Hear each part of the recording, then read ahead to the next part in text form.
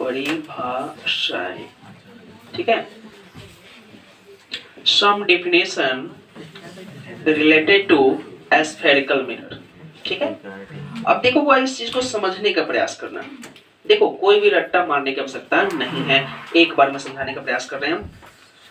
देखिए ये हमारे पास कौन सा दर्पण है बुआ? अब बाहर से पेंट करेंगे तब ना पता चलता है। ये हमारे पास अवतल दर्पण है, ठीक है। अब यहां से एक लाइन खींच दी, यहाँ पे हम लोग P मान लिए, ठीक है बुआ। अब P मान लेते हैं। अब देखो यहाँ पे समझने का प्रयास करना है, ये हमारा अवतल, ठीक है। और यहाँ पे ये जो लाइन होता है इसको बोलते हैं प्रधान अक्ष,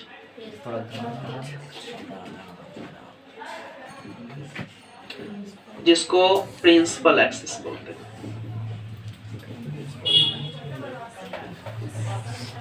समझने का प्रयास करना।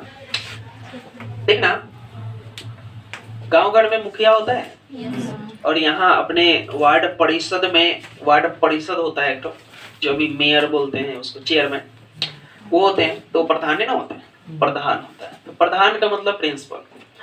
तो आपके स्कूल में भी प्रिंसिपल होते हैं, तो प्रिंसिपल यानी कि मुख्य जो लाइन है उसको हम लोग प्रधान अक्ष बोले, जो इसके सेंटर से होकर गुजरता है, ठीक है। या कर्वेचर भी बोलते हैं उसको, वक्रता बोलते हैं, वक्रता, त्रिज्या बोलते हैं हम लोग। तो अब देखना यहाँ पे समझने का प्रयास करना। यहाँ पे देखो ऐसा समझो पहले, यहाँ पे ये हमारे पास कोई गोला है। अब हम लोग इसको बीचे बीचे कटिंग किए, ये हमारा सेंटर है। तो सेंटर को C मानते हैं, तो रेडियस ऑफ कर्वेचर यहाँ से यहाँ दूरी जो होता है R होता है, क्लियर है। इसको रेडियस ऑफ कर्वेचर बोलते हैं। तो मान के चलो यहाँ से यहाँ हमारा C है, C, और यहाँ से यहाँ हमारा डिस्टेंस है R, जिसको रेडियस ऑफ कर्वेचर यानी कि वक्रता त्रिज्या बोलते हैं। है लिखने की आवश्यकता है, याद हो जाएगा। चलो पढ़े हो थोड़ा सा। अब यहाँ जो होता है हमारा फोकस होता है, यहाँ से वहां F फोकस दूरी, क्लियर है। ये होता है कौन सा? पोल, जिसको हम लोग ध्रुव बोलते हैं, ठीक है। और इसको लिख लो,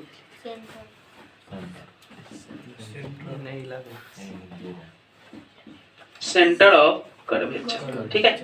और यहाँ से यहाँ दूरी तो समझ ही रहे हो, ये आपका फोकस जो आता है, लिख देते हैं, कुछ बच्चा को दिक्कत होगा, ठीक है। चलेगा ना इंग्लिश? 12 में आया हुआ बिना इंग्लिश का नहीं पढ़ो। देखो एक चीज बता दे रहे, तुम सभी का हिंदी मीडियम है ना। अब देखना हिंदी मीडियम वाले के लिए एक शराप है, हिंदी मीडियम वाले के लिए एक शराप है। देखो क्या शराप है बता रहे। अच्छा, ससुराल में जो दामाद जाता है उसका खातिरदारी कैसे होता है जानते हो ना।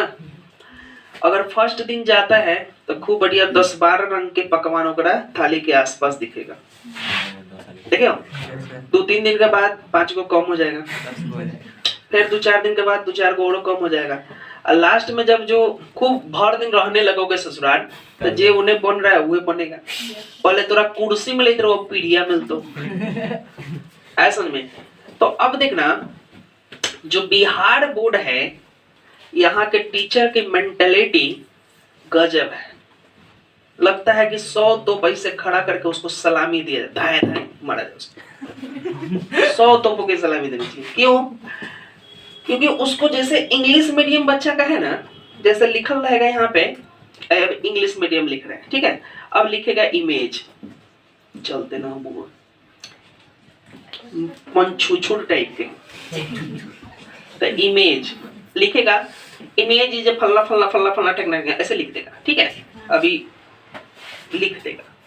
जैसे कॉपी चेकने वाला का चेकता है ना, उसका माइंड सेट होता है इंग्लिश मीडियम। इंग्लिश मीडियम ले ले कैसे, ना तेज होते तो ले ले कैसे, तेज होगा। लिखा है इंग्लिश मीडियम में,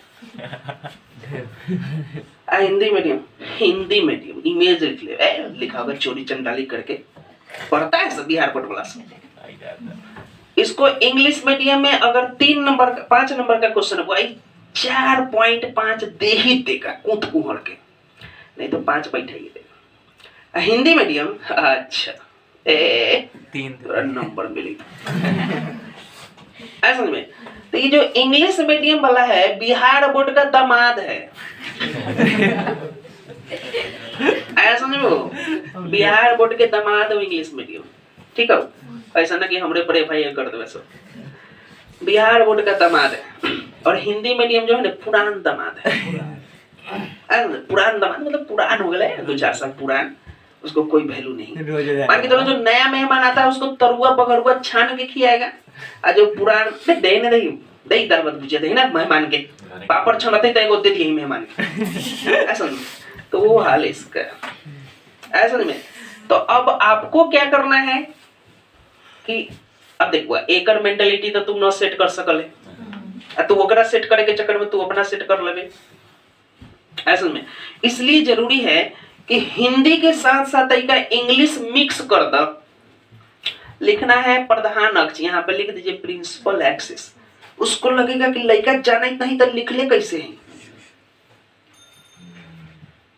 बिहार बोर्ड वाला को कहेगा लड़का जाने नहीं तो लिख ले कैसे principal axis, radius of curvature लिख ले कैसे, तो उसके दिमाग में फिर उठाएगा ये लड़का तेज है, बोले हिंदी मीडियम में है, क्लियर है, तो तुमको 5 नंबर बैठाएगा।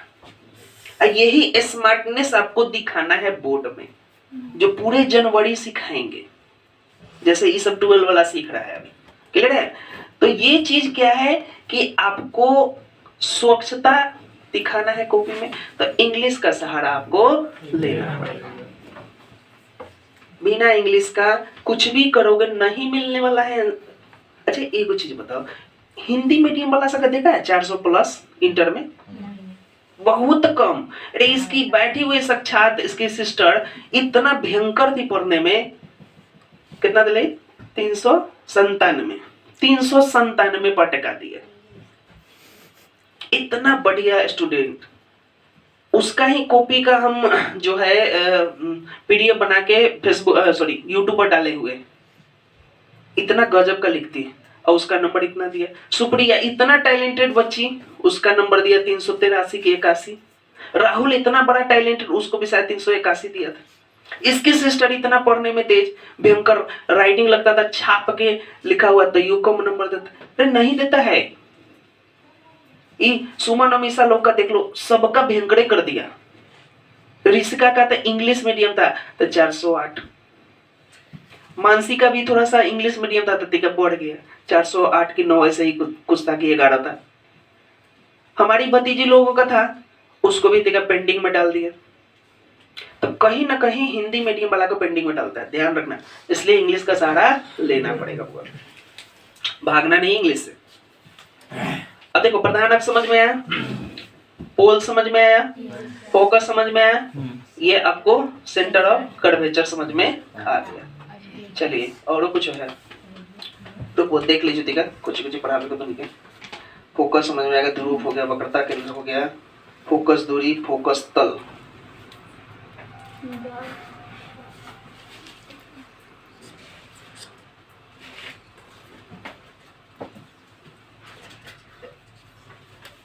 चलो देखो 2 पॉइंट और है इसमें, फोकस तल बोलते हैं।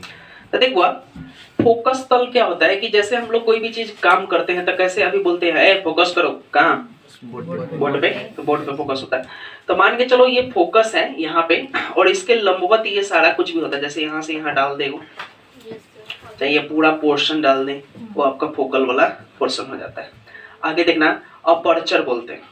अपर्चर मतलब ये जो एरिया होता है ना, जहां से रे टकराकर वापस जा सकता है, ठीक है, रे किरण आया जहां से टकराकर वापस जा सकता है, उसको हम लोग बोलते हैं अपर्चर। ये ध्यान रखिएगा। तो ये आपका अपर्चर वाला पार्ट हो गया, क्लियर है। चलिए तो ये इतना आपका पूरा पॉइंट क्लियर हो चुका है। चलिए अब थोड़ा सा आगे आपका वही पॉइंट जिसका हमको वर्षों से इंतजार था। चल बुआ क्लियर है।